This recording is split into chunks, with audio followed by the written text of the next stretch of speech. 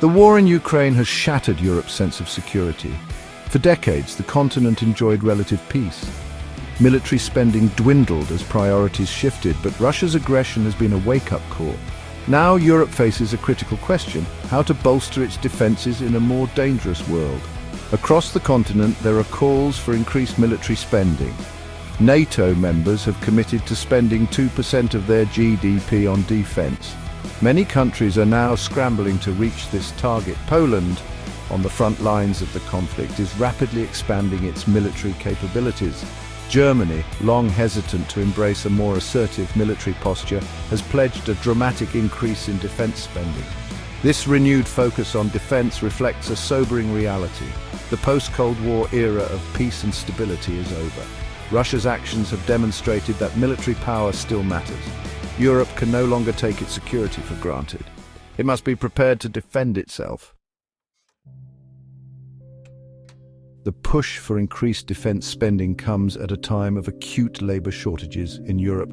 Across various sectors, from manufacturing to healthcare, businesses are struggling to find qualified workers.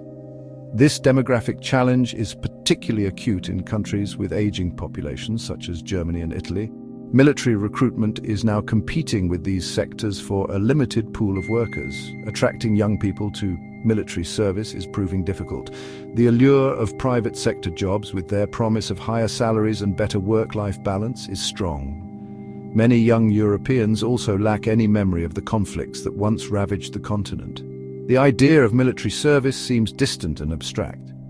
This manpower shortage poses a significant challenge to European defense plans. Armies require skilled personnel to operate sophisticated equipment and conduct complex operations.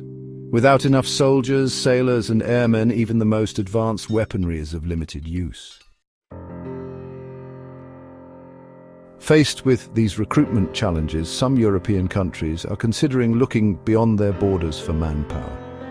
The idea of recruiting citizens from non-EU countries, particularly those with military experience, has been floated as a potential solution. This approach, however, is fraught with complexities. Integration is a major concern. Military service requires more than just technical skills.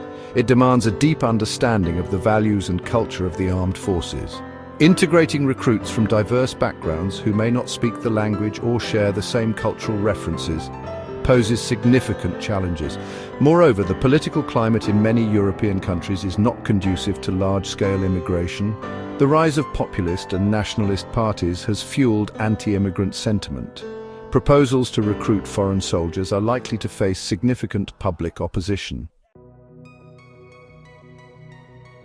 The need to bolster Europe's defenses is undeniable. However, the economic implications of increased military spending cannot be ignored.